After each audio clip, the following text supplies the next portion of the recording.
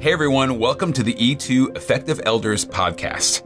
Visit us at e2elders.org and please share this good word with others.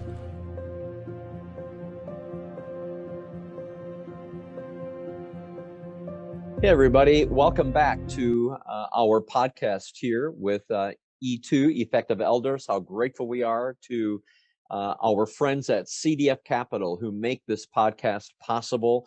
And this year, all of 2022, we're focused on a good word. Every month, we're trying to bring a good word to people. And this, the month of August, we've got this word urgency before us. And we've invited Ryan Heathco, who is the lead pastor at Ben Davis Christian Church on the west side of Indianapolis, to speak into our lives on this word of urgency. Ryan, thanks for taking a few minutes from your schedule today to join us. Yeah, thanks for having me, Gary. Well, we are so grateful indeed for your kindness. You are a great partner church. And everybody, I just want to bring in a good word here. Ryan and the elder team at Ben Davis, they've moved E2 into their mission budget. And they see us as a mission partner of theirs. And for that, we are so grateful, trying to equip elders across the country and around the world. So, hey, Ryan, help us, this word urgency. We've kind of said if something is urgent, it needs immediate attention. It needs to be of greater importance. When you think of ministry on the west side of Indianapolis, and you want to be the hands and feet of Jesus there, can you help us unpack that a little bit for located ministry? Yeah, absolutely. Man, when you think about urgency in the life of a pastor, especially if you're a pastor who has a lot of supervision, meaning that you have a lot of things to oversee in your church, you've got a lot to be responsible for. Maybe you're the sole guy, or maybe you're managing a team or many ministries. Many things become urgent in the life of a pastor. I can think this past few weeks we've had a lot of urgent things at Ben Davis Christian Church. We've had a storm come in and do some property damage in our neighborhood. We had a little bit of a flood in our building as a result. So those kinds of things can become urgent, but ultimately, if we don't manage them well, they can definitely distract us from the main thing, which is discipling and discipling unbelievers to that point of becoming new believers. And so, for us at Ben Davis Christian Church, the cool thing is when you have that mission clarity, when you have a clear vision for discipling, for evangelizing in your neighborhood, these emergencies for us that could easily steal our attention became opportunities to reach out to our neighbors, to check on them after the storm, to meet their needs, not only the immediate needs of the church. So that's what comes to mind when I think of urgency is, many things are urgent. Not everything is equally as important. And it's essential that we keep the main focuses of the church focuses. Yeah. So BDCC, a huge part of your spiritual DNA is your devotion to your location.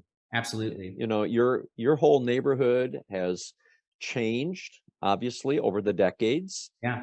And your leadership team, you've made a very real commitment to stay put. And can you talk about how do you, the lead pastor, inspire people to buy into that sense of ministry right there, and to be urgent about it? Yeah. Oh man, that's such a big question. I might need more than the 10 minutes, but I'll be as quick as I can. So if you're not familiar with Ben Davis, the Ben Davis area, it's the immediate west side of Indianapolis. And so we are a city church, and the community around us has made tremendous changes over the years. And so when I arrived at the church a little while ago, the church had really struggled to navigate those changes and to be an essential church of the community, a church that speaks the language of its immediate community and has a plan to reach it. And so that's what we've been working on. But if you were to drive onto High School Road, where Ben Davis Christian Church is located, you would notice that there are 3 steeples on the road. but there's only one church remaining. That we have a lot of pluralism in our community. So we have a Sikh temple as well as an Islamic mosque, who are both our neighbors on our street. And so early on, we preached urgency, and we preached urgency, something like this: hey, there are 3 steeples on this road, and there only is one church that remains. And so we preached that word to our congregation, and made no bones about it. The need for change is urgent. The need to prioritize discipleship and evangelism, it's urgent. It's not only the mandate of the church, but it's the forefront. It's everything we do, and it's everything we're burdened by. And so we used the opportunities that were around us, and on some level, that's just inspired by Jesus, because that's what he did. He spoke to his agrarian community, so we spoke to our urban community about the need for change. Yep. And so to keep that sense of urgency in front of the people about being on mission right there in your neighborhood, do you tell stories? How do you keep articulating that mission? You know, right now, so many organizations, even churches, are on mission drift. Right. How do you stay on mission with that intentional urgency? You know, I think one of the best ways we stay on mission is what we celebrate. There you go. What you celebrate says a whole lot about what your church prioritizes. So when the mission is accomplished, is it in full celebration on Sunday morning?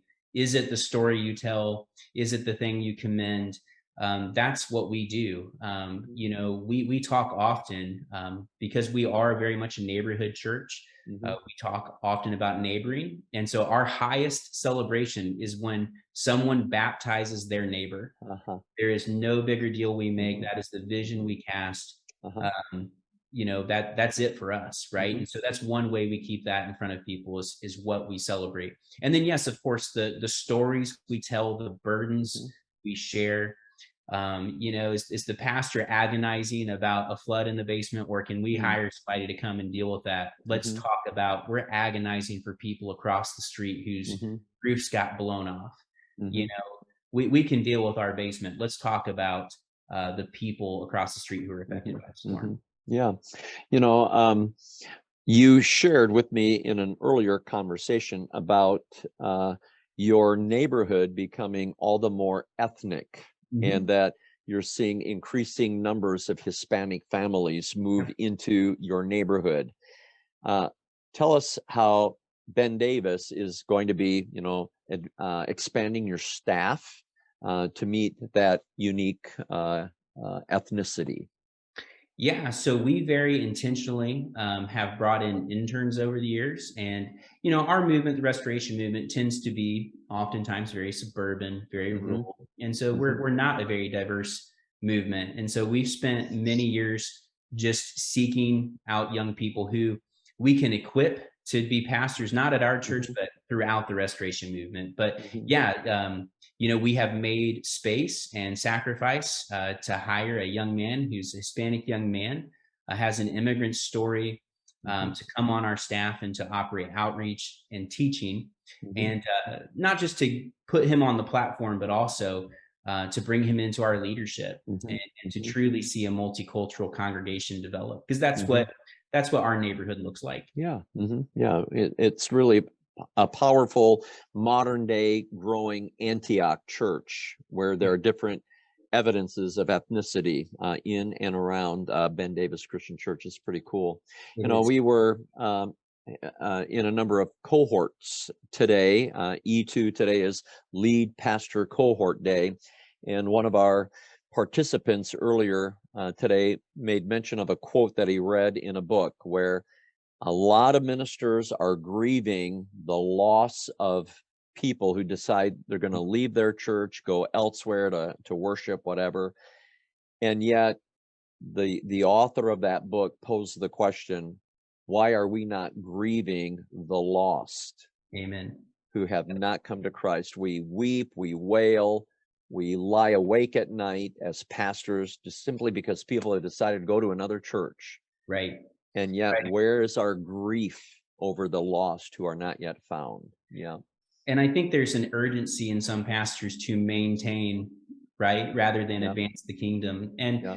hey, look, people are going to shift and they're going to move, and there's always new soil around you. This past Sunday, an entire Hispanic family came to me and said, "Hey, we all want to be baptized." Yeah. Hey, that is awesome. So how do we want to do this? You know, maybe dad gets out and baptizes mom, and mom baptizes the daughter, and the daughter baptizes the little sister, right? Like these are the exciting things. And I've been amazed how there have been moments in our ministry where we've had those lost moments only to find God's new and better thing. And I think that's the cool thing about just staying faithful, even through moments that are scary, maintaining that gospel urgency, because God's up to something. He's always up to something. Yeah. Praise be to God. Well, young man, we're grateful that you're leading and you're leading well. It's so obvious that you are creating quite a God-honoring culture there at Ben Davis Christian Church, and it's a privilege for us to walk with you as partners in ministry. So Ryan, job well done. Thanks for taking time today to speak into that word urgency. Awesome. We're Thank you. sure grateful. Have a great day. You too.